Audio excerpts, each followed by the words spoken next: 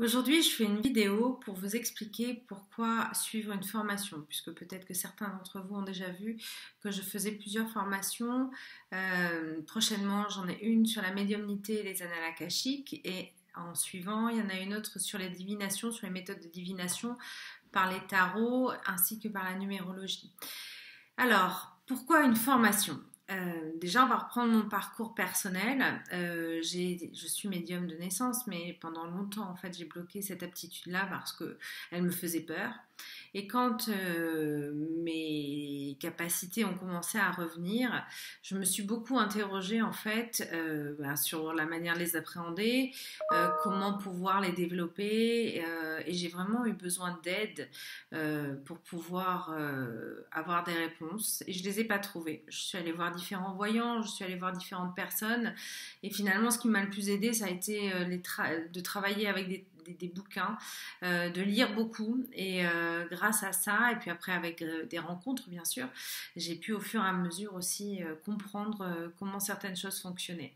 Mais je vous avoue que de m'être retrouvée toute seule face à mes ressentis, face à cette ouverture, sans avoir vraiment d'explication et de compréhension de ce qui se passait, j'étais plutôt peut-être pas affolée, j'allais dire, mais en tout cas vraiment inquiète de pas mal de choses.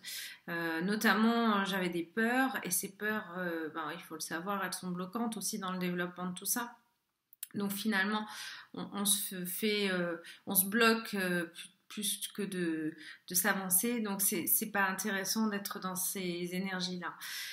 Et voilà, donc l'intérêt de ces formations, c'est de démystifier, de comprendre comment ça fonctionne, de comprendre quels sont ces outils, puisqu'on ne fonctionne pas tous avec les mêmes outils. Certains ont plus de clairaudience, certains ont plus de clairvoyance, certains ont de la clairsentience, des flashs. Voilà, donc comprendre comment on fonctionne, pratiquer bien sûr son intuition. On va aussi développer ça, parce que l'intuition, c'est vraiment la première manifestation de la médiumnité, hein, puisque tout le monde en a. Maintenant, tout le monde ne sera pas complètement médium. On aura toujours de l'intuition, mais peut-être à des degrés divers. Et ceux qui ont vraiment des intuitions fortes et des choses qui se passent, c'est vrai que à ce moment-là, c'est intéressant de savoir comment ça fonctionne. Donc voilà l'intérêt de ces formations. Alors ça, c'est le premier volet, c'est la première journée. Les annales akashiques, c'est le jour 2 de la formation première dont je vous parlais. Les annales akashiques, qu'est-ce que c'est? En fait, on compare l'akasha à la grande bibliothèque de l'univers.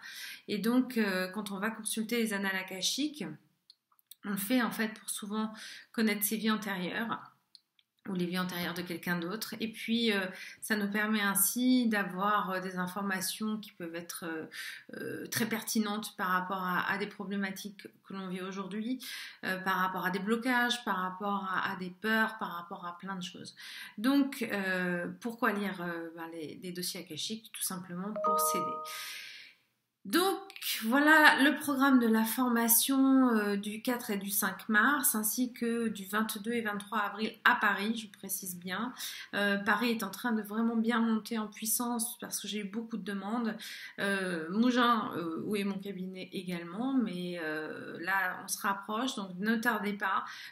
Beaucoup de gens me posent des questions, maintenant il va falloir passer à l'action, puisqu'il reste que 3 places pour Mougins. Et puis pour l'atelier divination, écoutez, je vous en reparlerai dans une autre vidéo, mais clairement là c'est l'intérêt de se tirer des cartes pour soi, pour les autres, ainsi que bien sûr d'apprendre la numérologie, alors qui est quand même quelque chose d'assez complexe. Une journée risque de ne pas suffire, mais au moins d'avoir les principes importants sur cette formation-là. Je vous souhaite à tous une très belle journée, et puis n'hésitez pas à me poser des questions, soit dans les commentaires ci-dessous, hein, en dessous de soit la vidéo, soit par MP, et bien sûr par email ou téléphone, n'hésitez pas non plus.